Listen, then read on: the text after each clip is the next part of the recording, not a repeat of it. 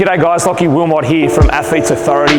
My history in pro sport over the NRL, the AFL, and now at Athletes Authority with our professional athletes here. Some of the big questions I get are around how can I maintain velocity and speed, how can I maintain strength in season? And in-season programming is quite tough as a whole, but quite simple when we break it down to the key aspects. Because a lot of athletes, especially team sport athletes, will actually have more volume in their weekly training load in pre-season than they do in season. So when I'm working with AFL athletes, they're running monstrous amounts of kilometres in the pre-season, but when we roll in season, I'm actually running less. So for my opportunity to create strength, even size in season, there's actually a really good opportunity there, and people probably don't give enough credit to what we can do in season. So there's three key things that you can probably do in season right now to adjust your programming to get the most out of it. One, range of motion.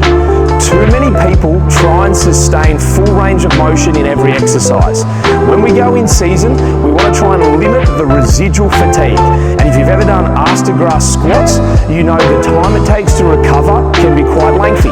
And when we're playing on the weekend, we want to make sure we are best recovered for that game. But we also don't want to leave or lose our force output. So what do? We shorten the range and even maintain or increase our mass that we're lifting. So let's use a squat for example. If I'm doing an Artarmon squat, if I'm lifting say 120 kilos, then I can shorten the range to a box squat. I can even maybe push up to 130, 140 kilos. So I'm keeping a really good load, but I'm also shortening the range to reduce that residual fatigue. That concept can be applied across all your key exercises. There's also opportunity to keep range in lighter exercises, but for your heavy ones, reducing range can have a really good effect. Number two is killing volume to keep the intensity. Again, too many people try and do these long sessions, trying to do too much. By cutting out volume, you might cut from sets of 8 down to sets of 4, or at least eliminating some filler exercises to keep the session short and sharp.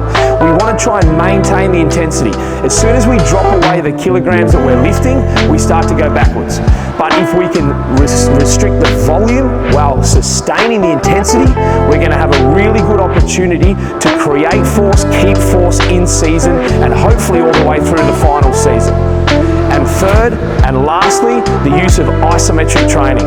It is a really popular thing that's talked about at the moment, but when we look at it for in-season application for athletes, it's so powerful because its ability to reduce fatigue.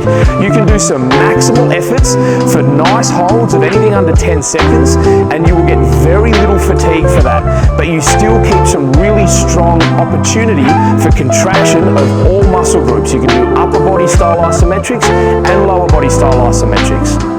So hopefully those type of options can start to sustain you in season, make sure you keep getting stronger, and make sure you're ready to go for the final season.